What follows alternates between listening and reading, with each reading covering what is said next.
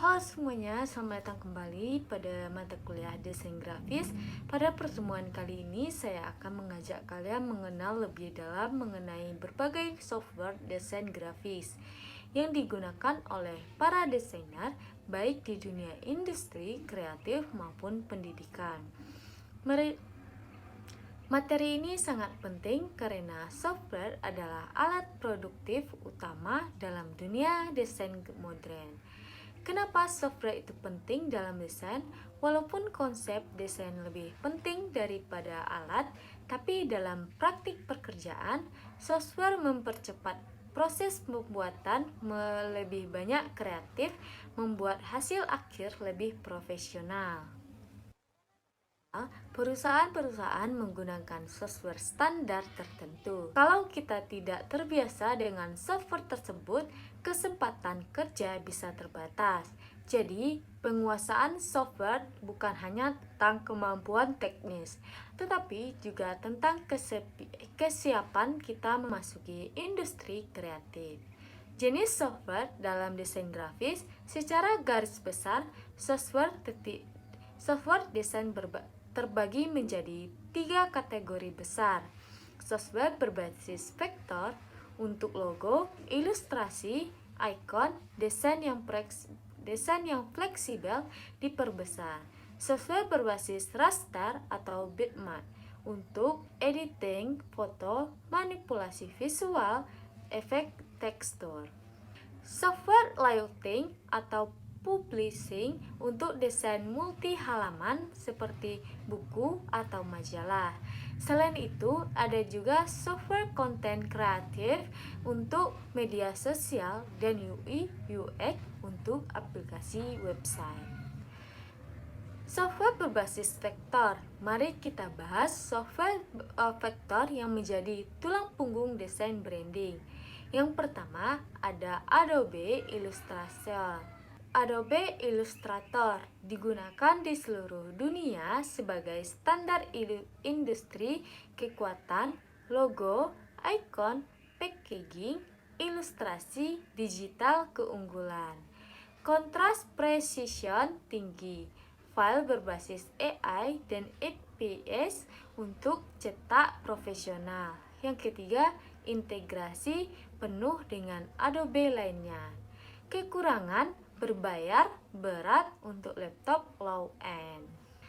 CorelDRAW dipakai luas terutama di percetakan Indonesia keunggulan, cepat dalam layout poster atau spanduk besar. File CDR populer di vendor printing. Kekurangan tidak seterkenal Illustrator di luar Asia. Inkscape pilihan terbaik untuk mahasiswa yang ingin belajar vektor ilegal kekuatan, open source dan ringan. Kekurangan fitur canggih masih terbatas. Affinity Designer mulai banyak dipakai karena harga terjangkau, keunggulan, performa cepat, tampilan modern. Kekurangan adopsi industri belum sebesar Adobe. Intinya, vektor pilihan untuk desain yang harus tetap tajam dalam ukuran besar. Selanjutnya ada software raster bitmap. Selanjutnya kita akan masuk kepada software editing gambar. Yang pertama ada Adobe Photoshop, software paling kuat dalam editing visual, cocok untuk poster, foto editing, digital painting, mock-up branding. Keunggulannya banyak tools, efek, dan plugin. Kekurangannya lisensi mahal. GIMP gratis, pilihan belajar untuk pemula yang ingin alternatif Photoshop.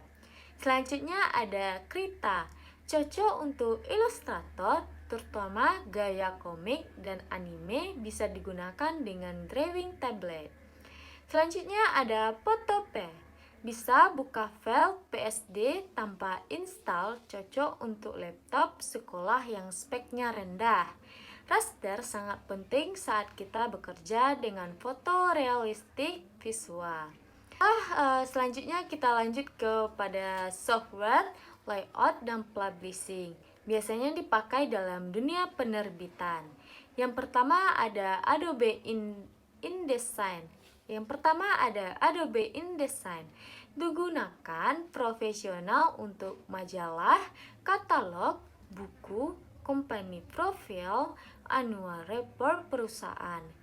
InDesign mengatur teks dan gambar dalam maha banyak halaman dengan konsisten. Microsoft Publisher dan Canva cocok untuk desain cepat dan non-profesional. Namun, untuk industri besar dan percetakan, InDesign tetap nomor satu. Software konten sosial media. Sekarang kita hidup di era konten digital, sehingga software ini sangat populer. Yang pertama, Canva, Pixellab, Pixchart, Capture untuk video konten. Kelebihannya cepat, banyak template, cocok untuk pemula dan UMKM. Kekurangannya kurang fleksibel, desain jadi mirip dengan pengguna lain. Meski mudah untuk branding profesional, tetap membutuhkan Photoshop dan Illustrator. Software UI, UX untuk aplikasi dan website. Desainer digital harus memahami antarmuka, user interface, dan pengalaman pengguna user experience. Software populer Figma, Adobe XD, Sketch khusus Mac.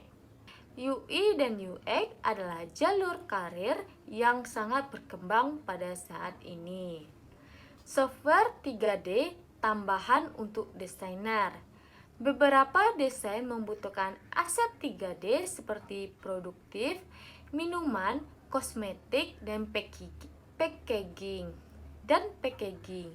Software populer Blender, gratis, Cinema 4D.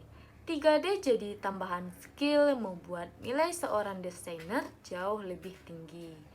Bagaimana memilih software yang tepat? Fokus pada kebutuhan, bukan ikut tren.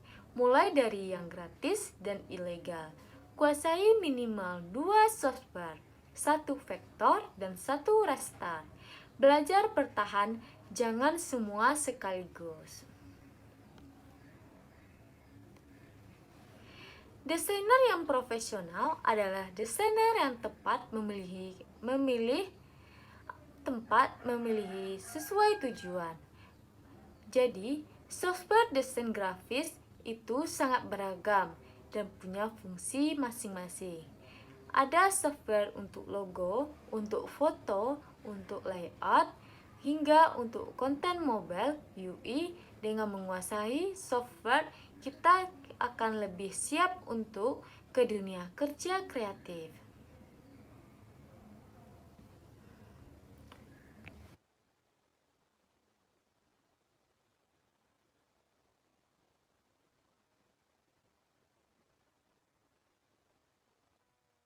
Mana sih yang wajib dikuasai untuk dunia kerja? Minimal 2. Yang pertama ada vektor, Illustrator, CorelDRAW. Yang kedua raster, Photoshop. Kamu ingin lebih kompetitif? Tambahkan InDesign untuk publishing, tambahkan Figma untuk UI dan UX, tambahkan 3D software untuk branding produk. Tren software di dunia industri kreatif tahun 2025 dan ke depan, tren software berkembang di arah yang pertama, kolaborasi online. Figma memungkinkan banyak orang desain bersamaan real time. Adobe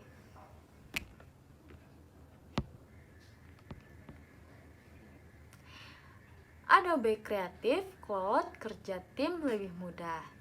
Yang kedua ada AI integration. Adobe Firefly isi gambar otomatis. Yang kedua Canva Magic Studio. Yang ketiga ada Mobile First Store. yaitu ada CapCut, Visible, Content Creator berkembang pesat, Open Source makin bertambah, Blender susah besar, mempengaruhi industri 3D. Seorang desainer akan unggul jika mau beradaptasi dengan teknologi yang baru. Perbandingan grafik perbandingan kelebihan setiap software. Terima kasih sudah menonton video presentasi saya. Sampai jumpa pada pertemuan berikutnya.